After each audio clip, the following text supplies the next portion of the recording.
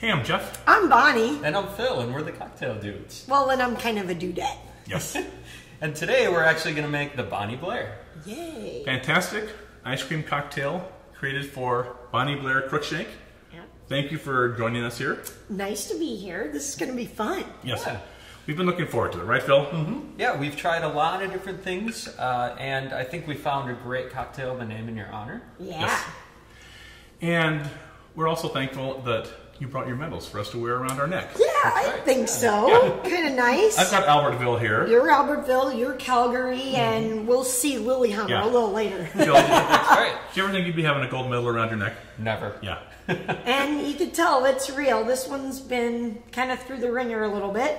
And then this one's breakable, so it doesn't really go to many places. Yes. So you really ought to Nice. feel honored. Now, don't walk up and No. next to the wall or anything. I've got more padding than Phil, so it's kind of safe around me. You ever bite the metal, make sure it's real? Well, I think, they probably had us do that when, you get them and you take pictures for the media and stuff like that. It's kind of always, I guess, one of those things you just have to do. Mm-hmm. It's kind of like the golfers or the tennis players, right? It's kiss the trophy, they always say. Yeah, right? exactly. Yeah.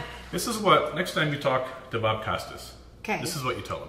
Now, Phil and I are a little tired of all these Olympic moments where someone overcomes the death of their gerbil, right, to make it to the Olympics. All those things that make you cry. You know what I mean? Yeah. He needs to do a story on who was the first person to bite a medal, right? Right. That'd be kind of cool. Because they've got tens of thousands of images of everyone biting these things. Yeah. Right. Someone had to do it for Do the a first big, time. huge collage. Yeah. Yeah.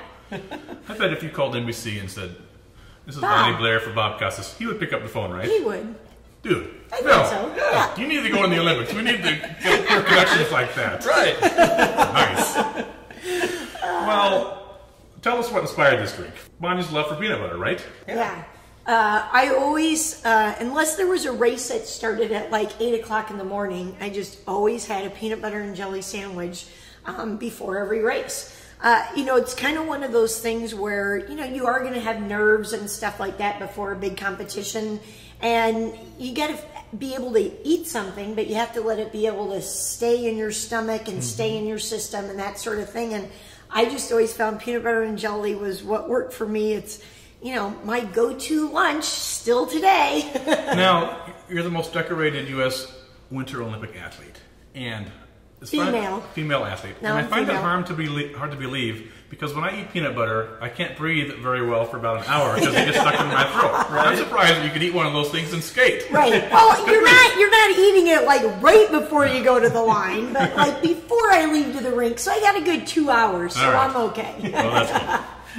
And then maybe kind of to add to it with the ice cream, there's to me nothing better that goes better with a peanut butter and jelly sandwich than a glass of milk. So now we're just kind of making it a little colder for me being a winter athlete. Maybe, I don't know. Yeah. Well, I've always loved peanut butter in ice cream. Yeah. When I was a kid, I'd always put peanut butter in my ice cream. Yeah. So we were excited to make a peanut butter cocktail for you because we've always wanted to make one. And the peanut butter cocktails out there are not all that good, really. A lot of them use flavored vodkas and stuff, which make it kind of chemically tasty. Right. So we wanted to make a delicious cocktail to honor you also, and one that we and everyone else can enjoy, right? Yeah. All right. Yeah. Let's get started in making it, okay? Okay. Let's make it. Sounds great. We're going to start with 3 tablespoons of peanut butter. Okay. Use your favorite peanut butter. Okay. We got the Skippy going here. Bonnie's a Skippy fan. Yep. There we go. Okay. You can use chunky peanut butter, although the creamy style is a little bit better in the blender. Okay, Phil, I'm going to give you the Baileys and the Kahlua. You're going to do 1.5 ounces of the Baileys Irish cream. Ooh, another good choice. The spirits give this a nice backbone and a nice complexity, right? A little bit of some hints of cinnamon from the Baileys, and we use just a tad of Kahlua, just a ½ ounce. But that sort of that coffee flavored liqueur just gives it a nice backbone, a little more depth to the cocktail, right? And I like my coffee in the morning too, so I kind of killing 2 birds with 1 stone. We are now. Right? We got breakfast and lunch covered, and we're going to do 5 ounces of vanilla ice cream, and that's 2 large scoops. Good all right? size kind of This is going to end up being about a cup of ice cream. This is a 2 1/4 inch ice cream scoop. So you want 2 nice rounded scoops. Let's just do another 1/4 scoop there, Bonnie. No, yeah. I maybe didn't get them quite as rounded as I was supposed to, right? Perfect. So, good enough. All right. Okay. There you go. Alrighty. And we're going to blend this puppy. Alrighty. Blend it until it's smooth.